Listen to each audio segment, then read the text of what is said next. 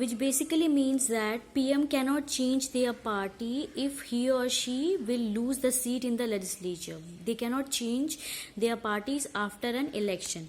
This new law has helped bring defection down.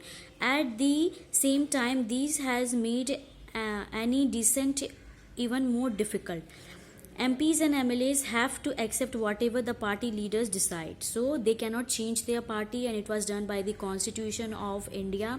And the MPs and MLAs, they cannot change their parties, and they have to accept whatever the party leader will decide.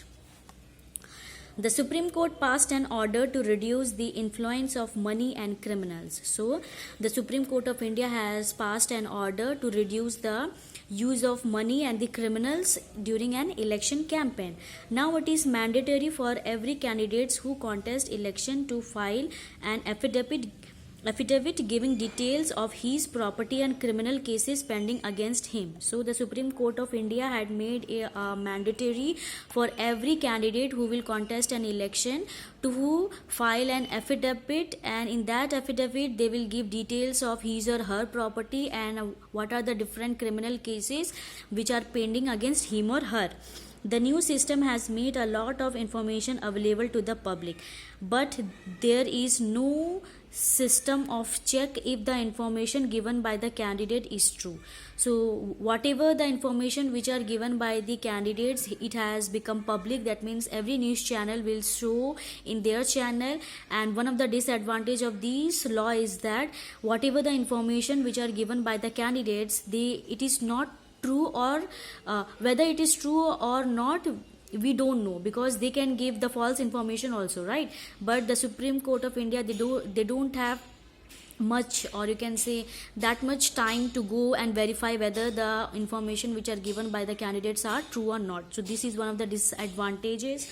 As yet we do not know if it has lead to decline in the influence of rich or criminals. We also cannot say that with the implementation of this law the influence of rich and criminals have reduced or not, because we don't have proper you can say information regarding it. The Election Commission passed an order making it necessary for political parties to hold their organizational election and file their income tax return. So the Election Commission of India, they have passed an order making it necessary or compulsory for all the political parties to hold the organizational election. That means to conduct or contest an election in a systematic way and file their income tax return. The parties have started doing so, but sometimes it is merely formality. At starting, the parties are doing these you can say filing the income tax return, but it is but at present it is just for formality. It is not clear if this step has led to greater internal democracy in political parties. So we cannot say that this law is effective for the internal democracy for the political parties or not.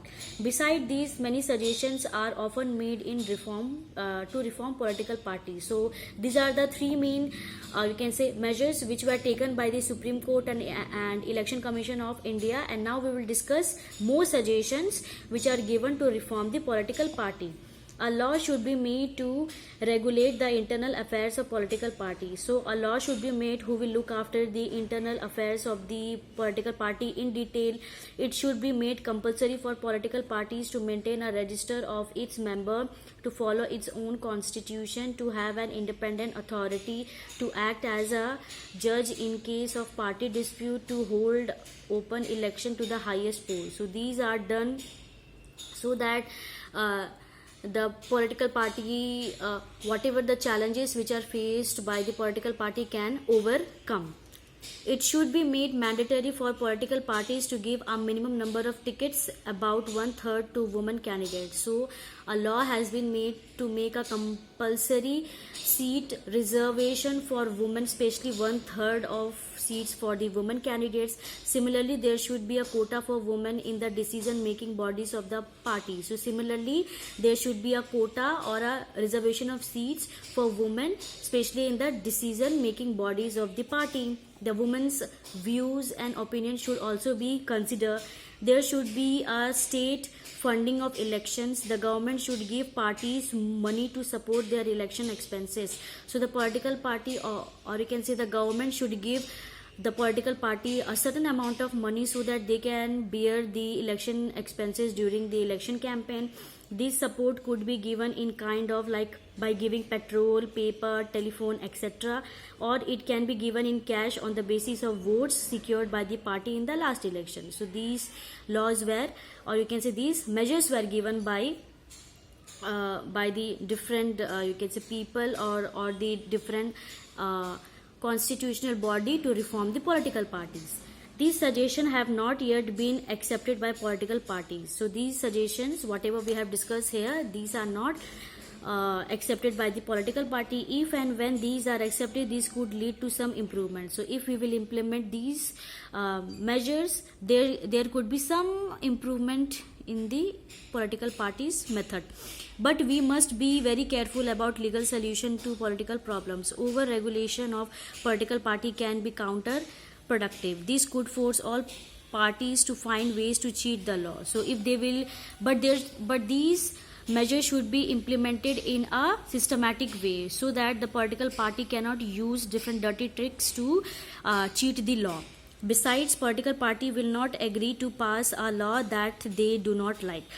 There are two other ways in which political parties can be reformed. One, people can put pressure on political parties. So other ways are people can put pressure on political parties to use these reforms. These can be done through petition, publicity, or agitation. So this can be done by pressurizing the political party, by telling these problems in the public platform, that means in the media, radio, television, newspaper, and so on. And finally, we can pressurize the political party to implement these measures in order to reform the political parties. Ordinary citizens, pressure groups and movement and the media can play an important role in this. If political party feel that they would lose public support by not taking up the reforms, they would become more serious about reforms. So if we will use these media, that means especially the radio, television, and so on, then we can pressurize the political party. And if they will and if we will use the media, we can finally force the political parties to implement these reforms. Two, political parties can improve if those who want these join political parties. That means other improvement is that political parties can improve if they can add as number of members in their political parties who want to join in their political party. The quality of democracy depends on the degree of public participation. That means